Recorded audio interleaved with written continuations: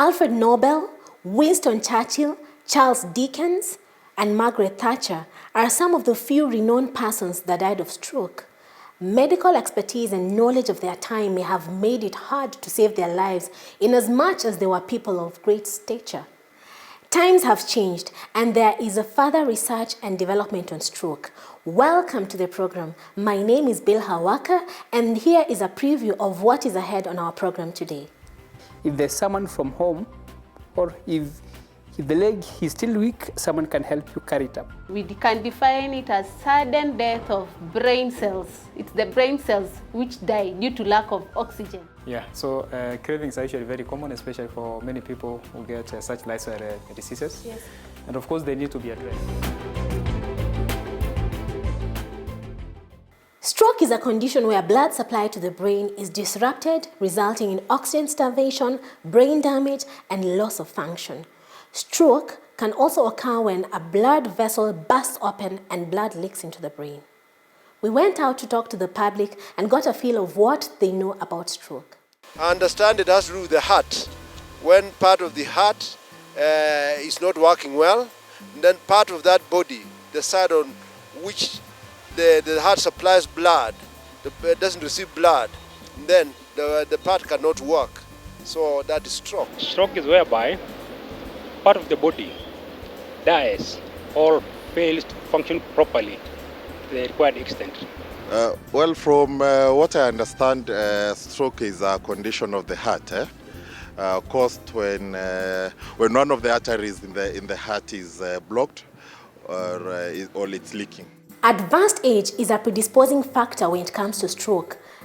Paralysis or numbness of the face, arm, or leg, difficulty in speech, and sudden blood or blackened vision are some of the telltale signs of stroke.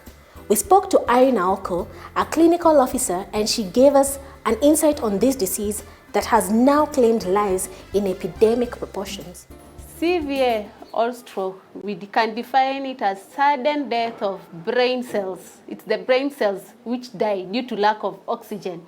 This comes up because of either there is blockage in the blood vessels in the brain, or there is a rupture in one of the arteries in the brain.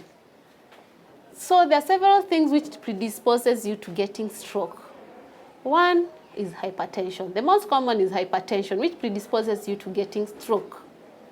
What happens in stroke, in hypertension?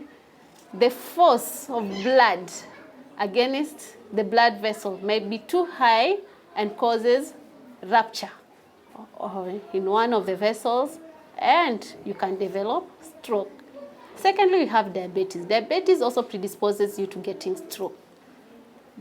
Still on the same, because diabetes and hypertension still go along.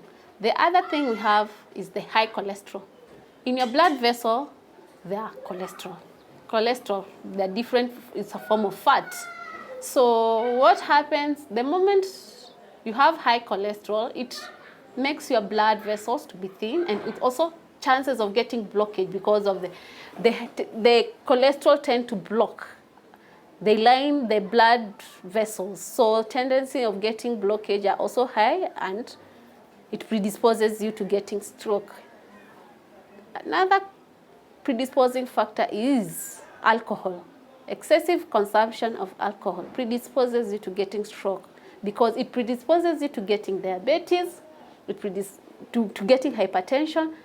Hypertension chances of getting stroke are also high. Smoking predisposes you to getting stroke because when you smoke, your blood vessels tend to be thin. So with this hypertension, you have chances of getting hypertension leading to stroke. When a client comes, the first thing you might notice that this patient has a stroke. They may come in with severe headache. So a proper history for this patient is very critical.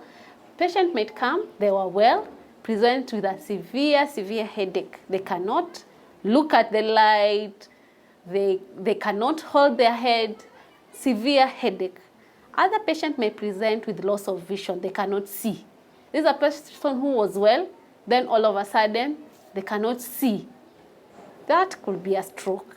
Some patient may come with weakness or weakness on one side of the body, weakness or paralysis on one side of the body. This is a person who was seated, was well, tried to walk, and they will tell you, I'm not feeling part. Most of the time, most of the patient will come and say, I'm not feeling part, one side of my body. Management of stroke as a disease involves, it's still holistic, as we say, in hypertension. Hypertension is a primary cause of stroke. So the way we manage hypertension, we really need to work out well for these patients. We need to do a proper workout on these patients. But for stroke, most of the time when the patients come, they've lost their speech. What are we supposed to do? We have to restore the normal functions of the body. So with stroke, we'll have one, lifestyle modification. Lifestyle modification, here we say dietary. Dietary, if you are obese, reduce your weight, do some exercise, check on your salt intake, control your blood pressure to be able to restore the normal function. We have what we call the physio and occupational therapy. So a lot of therapy. For patients with stroke, we need a lot of therapy to restore the normal function of what the patient has lost. Because if a patient presents with weakness of one side, this is a patient who will require a lot of physiotherapy and will also require a lot of occupational therapy, because this is a person who has lost part of his hand, cannot use the hand. So with the therapy, this patient can be rehabilitated and be able to use the part that has been lost. We have forms of speech therapy, which patients who have gotten stroke can be enrolled to regain their normal speech. Vision becomes hard. A person who has lost vision because of stroke, gaining their vision becomes a problem, but you have to rehabilitate them with other forms like Braille. You need to bring on board the ophthalmologists and the eye people. If there is a patient, this is a person who wants to go back to work, they can use Braille. That's why I say with stroke there is a lot of physio. It's not more on medication, but a lot of physio to restore the part which has been lost. Stroke also, we need to treat the underlying cause. If it's hypertension, treat the patient with the hypertensive. Like we have the thiazide diuretics, we have a calcium channel blocker, the angiotensin inhibitors. All that you can use for those patients. If a patient is diabetic, treat the diabetes. Treatment does not involve only the clinician. We have also fitness trainers who will be able to give you exercise. They will be able to recommend exercise suitable for such diseases.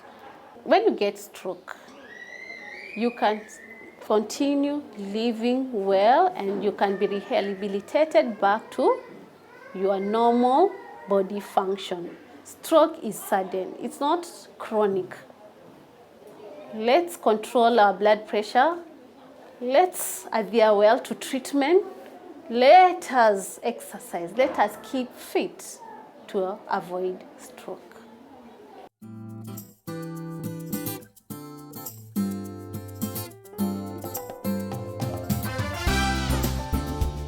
Lifestyle and behavioral risk factors contribute to stroke. Speaking of nutrition, consuming food that is high in saturated fat and alcohol consumption have a direct relationship with stroke. Let us listen in and learn what our nutritionist had to say on the diet in as far as stroke is concerned. Hello everyone, welcome to Health and Flavor. You've just joined our nutrition segment and we have our nutrition expert, Mr. Kefa Nyanumba. He's with us on set. Hello, how are you? Fine, thank you. Good to have you. Thank you so much. So then today we have a case study on stroke. Yes. Yeah. And we'll be talking about Joseph. Okay. Yeah. So you see, we have our patient by the name Joseph. That's not our patient's real name. So Joseph is a 66-year-old male, and he complained of sudden numbness, weakness of the face, Yes. arms, legs, especially on one side. Yes. Yeah. Because those are some of the symptoms of stroke. Yeah. Yeah, which in most cases usually affects what you call the body coordination. Yeah. Also poor muscle function. Okay. Yes. All right. Yeah. And so then I see you had to deal with dietary history. Yes. He was having cravings for salty foods, such as French fries and bread spreadings, cakes, salads, and red meat are usually part of his diet. Yeah, so cravings are usually very common, especially for many people who get such lifestyle diseases. Yes. And of course, they need to be addressed. And it's important for me to point out that we cannot talk about stroke without mentioning about conditions like, hypertension and high cholesterol levels. Okay. Yeah, because what in most cases makes many people to get, conditions like stroke is actually, in most cases, high blood pressure. Yes. Yes, or conditions like high cholesterol levels. Okay. So when you talk about excessive sodium intake, it's very important that it tries to control its sodium intake. All right. And it needs to, avoid some of the foods that have a lot of sodium. Examples include, for example, the sausages. Some of the foods include the French fries. Some of them have too much sodium. All right. So those foods actually need to come down. Okay. Yes. So that's why the bread spreadings. Yeah, bread spreadings also are not that good because some of them actually contain a lot of sodium. Yeah. Yeah, and this actually increases the risk of getting a stroke. Okay. Yes. I see he doesn't like taking water. And he smokes 3 cigarettes on a daily basis. Yeah. Yeah. Before I talk about water, you need to stop smoking. Yeah, because because of nicotine. Nicotine is not very good, especially for the people who have stroke. Yeah. So he needs to stop smoking. Now, water is very important, and he needs, of course, to make sure that he increases water intake. Yeah. Yeah, because water controls our the blood consistency. Yeah. Yeah, and So that of course again, reduces the risk of getting conditions like high cholesterol levels. So we can be sure it's because of his cravings for salty foods and all that. Yes, That's why he doesn't like taking water. Sometimes people crave for some of the salty foods and others don't like water. Yeah, so but that needs to be addressed, of course. Isn't it dangerous? Because you're taking food that is salty. Yeah, at the same time. time. So then it dehydrates you, but Yes, at the same but time you don't like taking water. Yes, that is actually a very bad combination, and that is why it needs to increase its water intake. Wow. Yeah, because as I said, sodium increases the risk of getting conditions like hypertension. That would of course lead to conditions like a stroke. Okay. So it needs to take water. Water is very important. I see that Joseph has a very busy life, and so that's why, because of his lifestyle, he feels he's busy. Yeah. Work schedule, so he doesn't it's have true. time. In any case, that what actually makes many people to go for the fast foods. Yes. Because people don't have time to cook. Yeah. And in the process, of course, they want to take food because of convenience. Yeah. So that is why they end up taking foods that have too much sugar, too much salt, and too much fat. And no exercise. Yes, and no exercise because of the busy schedule and all that. Yeah. Yeah. Okay.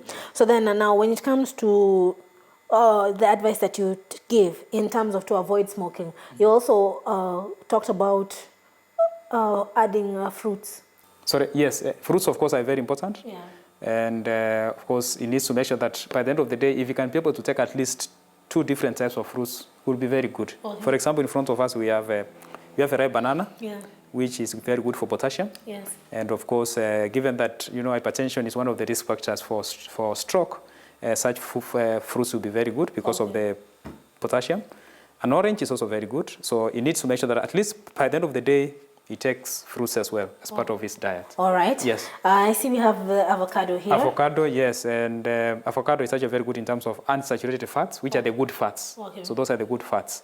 And that, of course, is very important in terms of controlling high cholesterol levels. Okay. Because that was the other risk factor for stroke. Okay. Yeah. Maybe it can also be used as to replace the butter. Yes, that can actually be used as part of the spreadings.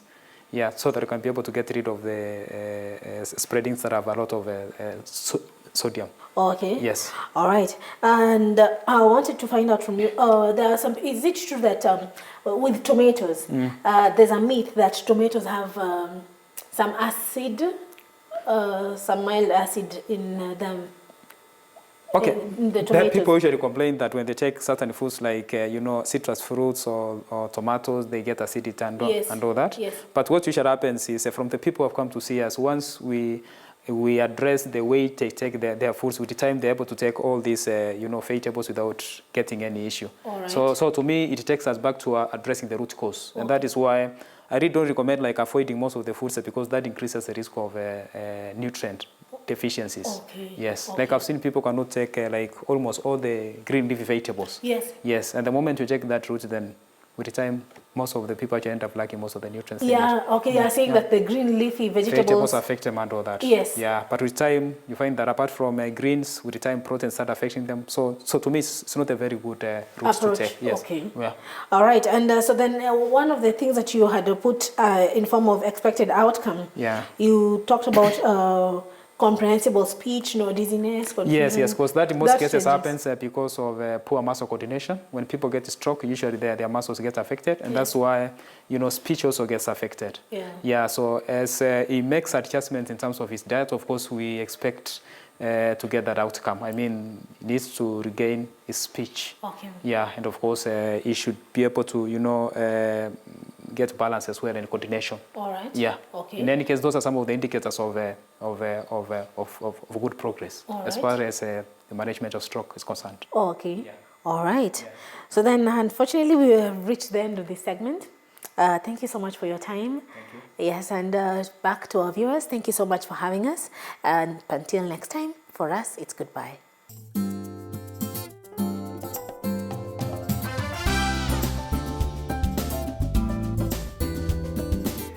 Although paralysis of parts of the body can be experienced by stroke patients, it is also possible that such a person can exercise and actually reactivate locomotion muscles that were rendered passive by stroke.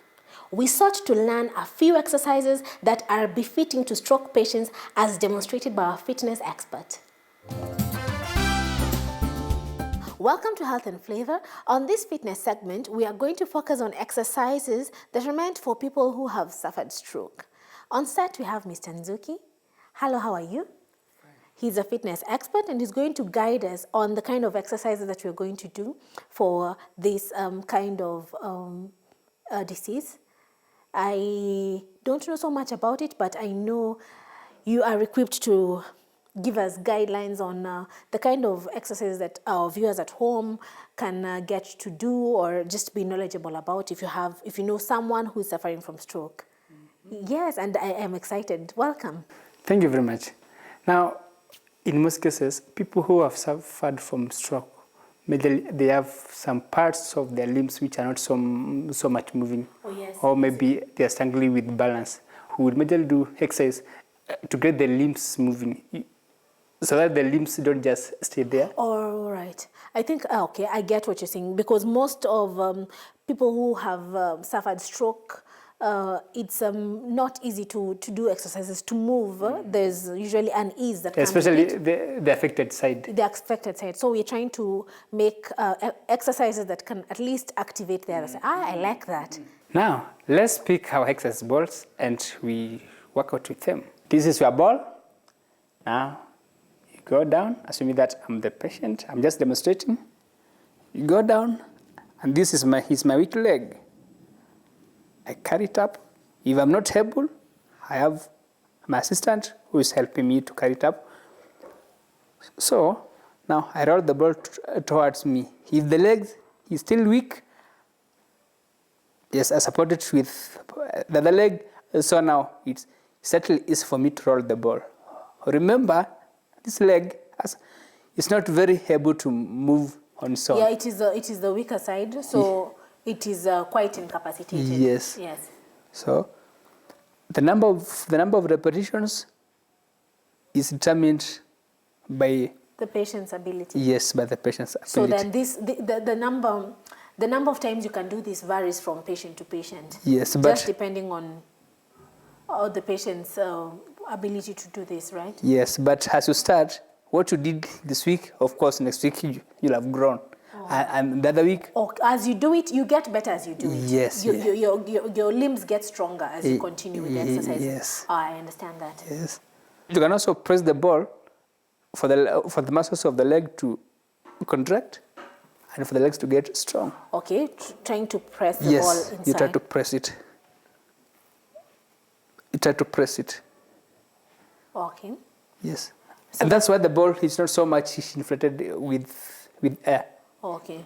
Now this is our improvised wheelchair. All right. Yeah, we are assuming that our patient has a wheelchair back at home. Okay. So for the safety of the patient, the wheelchair has to be pushed to the wall so that when you start pushing Because of the wheels on the wheelchair, it's best that they are on the wall. Yes. Okay. Safety is better than sorry. Safety is better than sorry. Yeah, so I agree. push mine, but yes. So we lose the ball. Better ball. Yes, we lose the better ball.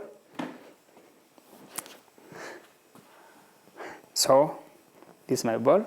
I press it down. Now we come to the hand.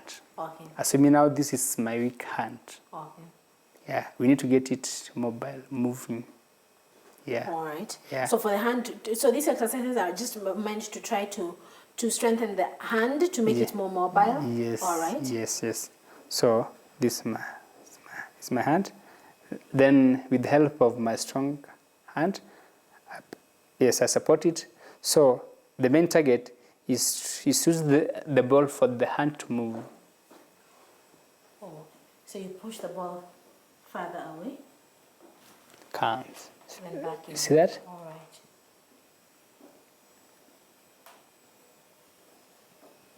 See that? Yeah. Yeah. If you also don't have the ball at home, you can use a table and a towel. Remember, this is my weak hand. Yes, we are using. Yes. Yes. I press it gently on the table and I support it with my strong arm. And the towel is there to make the movement possible. All right. Yeah. So I take it all the way to the farthest end, then back. You can also go side to side.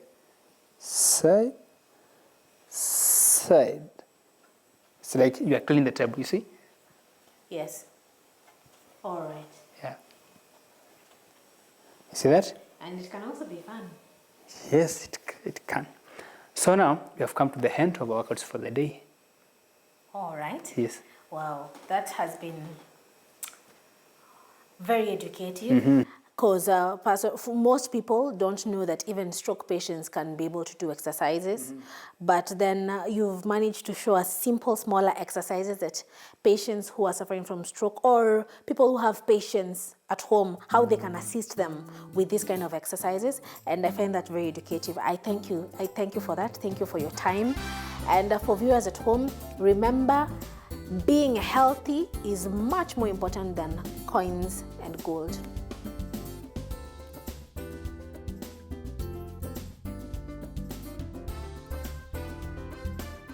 Hello viewers, my name is Dr. Fasaza Gai, a general surgeon and a public health specialist. I do love to take a brief moment to review today's topic on stroke. A stroke or brain attack arises when blood circulation to the brain fails.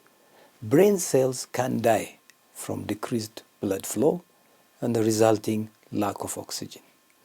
There are two broad categories of stroke: those caused by a blockage of blood flow and those caused by bleeding into the brain. A stroke is a medical emergency. Prompt treatment is crucial. Early action can minimize brain damage and potential complications. Prevention strategies in stroke include: 1. A healthy, balanced diet, which is crucial for a fit heart and blood circulation system. This should include plenty of fruits and vegetables, whole grains, fish, and pulses with restricted salt, sugar, and fat intake. Number 2, take regular physical activity. Exercise at least 30 to 60 minutes of regular, moderate intensity physical activity every day helps to maintain cardiovascular fitness and helps to maintain healthy weight. Number 3, tobacco use in every form is harmful to one's health and must be stopped.